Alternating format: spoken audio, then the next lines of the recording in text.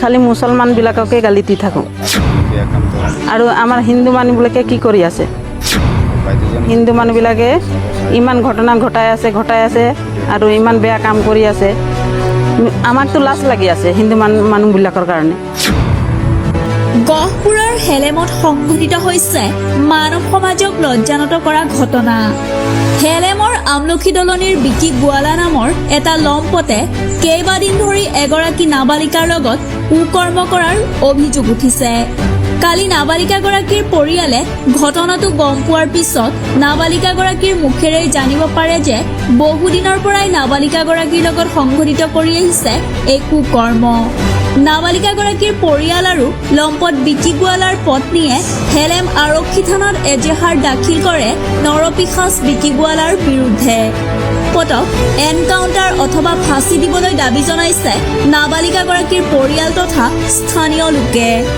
ঘটনাৰ সবিশেষ আৰক্ষী তদন্তৰ পিছতহে পোহৰলৈ আহিল। ছোৱালীজনীৰ লগত কেইবাদিন ধৰি হৈ আছিলে, সেইটো আমি লাষ্ট হৈছে শনিবাৰে আমি যোৱাকালি গম পালোঁ। যোৱাকালি গম পাই ছোৱালীজনীহে কৈছে আমাক যে তাৰ আগৰ কেইদিনৰ আগৰ পৰাই মোৰ লগত এনেকুৱা হৈ আছে বুলি। তাকে আমি তাৰ ঘৈণীয়েকেও থানাত আহি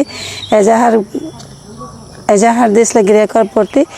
তাৰপিছত সেইটোৱে লৈ আমি কালি গৈ ঘৈণীয়েকে আমাক ক'লে। তাৰপিছত গাঁৱৰ মানুহক আগতে জনাইছিলে মানুহজনী।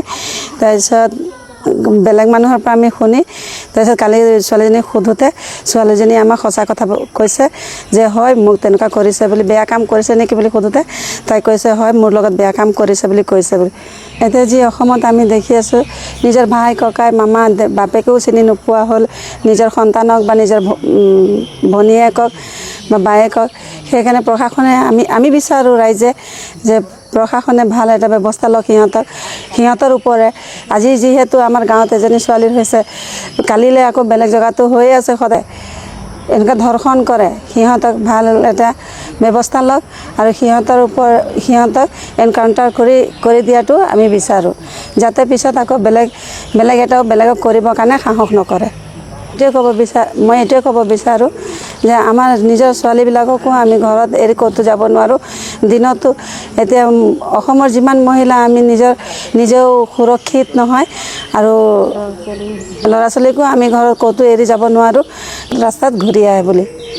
আমি খালি মুছলমানবিলাককে গালি দি থাকোঁ আৰু আমাৰ হিন্দু মানুহবিলাকে কি কৰি আছে অনুবৰ আমি মুছলমানকে হেৰি কৰি আছোঁ, দুখ দি আছোঁ। আমাৰ হিন্দু মানুহবিলাকে ইমান ঘটনা ঘটাই আছে আৰু ইমান বেয়া কাম কৰি আছে আমাকতো লাজ লাগি আছে হিন্দু মানুহবিলাকৰ কাৰণে।